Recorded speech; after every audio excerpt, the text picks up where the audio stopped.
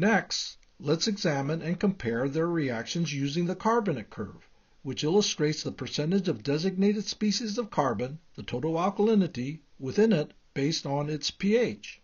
So, as an example, let's say we have a situation where we need to amend a flow stream of water with a pH of 8.5, and it required a feed rate of 300 moles of acidic free hydrogen protons per minute to acidify and lower it to 6.5.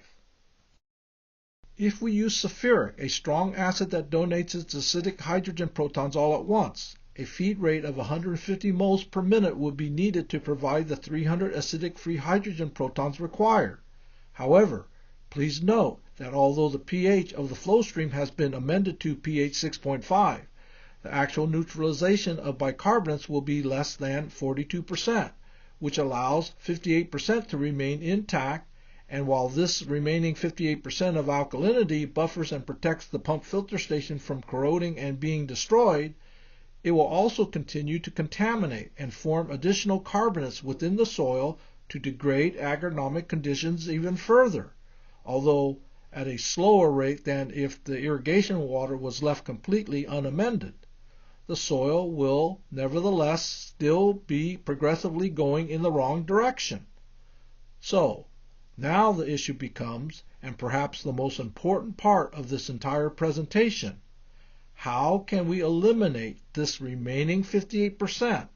and make the irrigation water that we apply carry and deliver acidity into the soil to prevent the formation of additional carbonates and to begin neutralizing the carbonates that are native and or formed from previous untreated irrigations,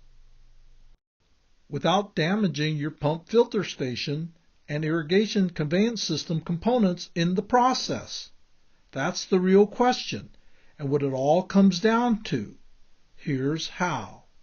If we emulate the natural acidification process and produce a weak acid with the on-site generation of SO2 sulfurous, we would oxidize 300 moles of elemental sulfur directly into the irrigation water, create 300 moles of sulfurous acid, liberate and provide the initial release of 300 acidic free hydrogen protons, which will neutralize 42% of the bicarbonates, HCO3, to lower the flow stream to pH 6.5 and enable it to carry 300 moles of bisulfite, HSO3, per minute into the soil water solution,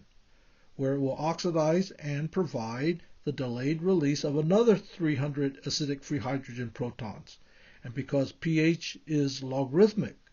a residual amount of acidity will be left over to neutralize the remaining 58% of bicarbonate still left within the water source and to dissolve the soil carbonates that are native and or formed from previous irrigations without corroding and destroying the irrigation conveyance system. And this is why using a strong acid like sulfuric is the wrong choice, because it allows the remaining 58% of bicarbonate to continue to contaminate and accumulate within the soil, as it only delivers sulfate, SO4, without any acidity at all. And because it doesn't, anaerobic conditions remain intact, which can lead or exacerbate the formation of black layer. Whereas SO2 sulfurous, a weak acid, is the more appropriate choice because while it still delivers the remaining 58% of bicarbonate, it also delivers it with a delayed release of acidity in the form of bisulfite, HSO3, to accompany it as well. This chemistry is not new, and I know that you've all seen it before. You just didn't recognize it, because the same chemistry that transforms wine into vinegar and what makes rainwater so special is how we can safely neutralize the 58% of bicarbonates remaining within our irrigation waters, deliver the acidity required to begin neutralizing the carbonates within our soils, reopen the soil-air interface and pathways to continuously flush and leach salts away from the root zone, restore the penetration and exchange of oxygen and carbon dioxide deeper throughout the soil profile to make and keep it aerobic, and amending your soils each time you irrigate, which is important especially if you're irrigating with recycled water, which usually contains a significantly higher amount of total alkalinity and salts. This will lower the pH of the soil-water solution to the genetic preference of the turf grass you are growing, while simultaneously enabling nutrients to become balanced and available.